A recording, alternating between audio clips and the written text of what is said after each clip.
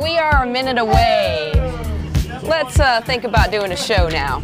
If you just think you're getting in this field to make money, you're screwed. You are going to work your butt off. People that are just driving by or close to it think we're vultures, which, you know, maybe we are. Hey, can I call you right back? I'm on the air. That's okay. I'll call you back in a few minutes. All right, bye. The hard part is probably basically just, you know, getting your foot in the door. It's a kind of work that requires a lot of energy. It's almost like medical school, except a whole lot cheaper. We had a Furby on the set, and he farted. Dogs are coming up and urinating on my tripod and urinating on the television set. So that was like the hardest stacking of the rundown we've done. In 5, stand by P2. Roll P2, up on it. This is the News on 6 at 5.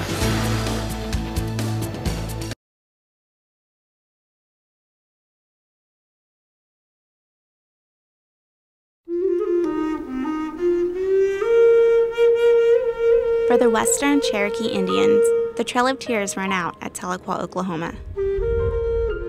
Today, this town stands as the capital of the Cherokee Nation. It's also where my people opened a little school more than 130 years ago to save orphaned and abandoned children.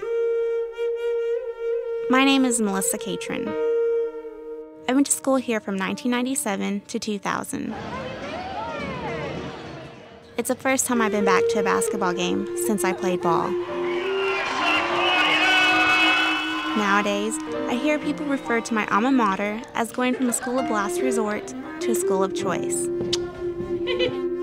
To me, it's always been both.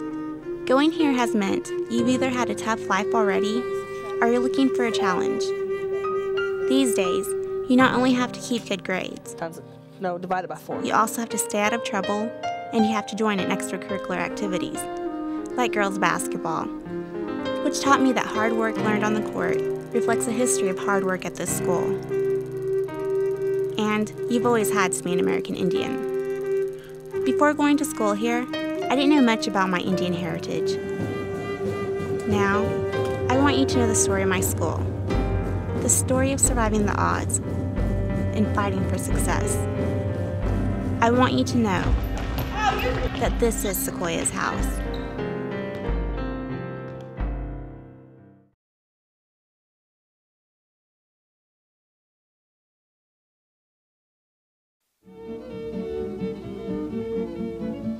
Tucked in the hills of northwest Arkansas, I know this place that gets you back to nature, lets you slow down and get back to your thoughts. For me, it even gets me back to my roots. I'm Beth Turner. I grew up in Ozark, Arkansas, hungry to get out and see the world and find adventure. But when I began researching family history, I found the adventures of the world hiding in the hills just 16 miles outside Ozark's city limits. It's a spot on the map people haven't yet overdeveloped, polluted, or tamed. It used to be the best connection between northwest Arkansas and Interstate 40, the treacherous, tricky, inconspicuous Highway 23, known as the Pig Trail. The Pig Trail was truly the Pig Trail, the trail for the people that were going to the University of Arkansas and back. Right where the Mulberry River Bridge and the Mulberry River intersect is where you'll find a country store called Turner Bend. Founded in 1911 by my great-grandpa, owned by my grandpa, and boyhood home of my father. This store has seen its share of changes, but one thing stays the same. Once you stop in here, you'll feel like part of the family. I remember loving to drive up there at night. They always had the outside light burning, and it just was so inviting.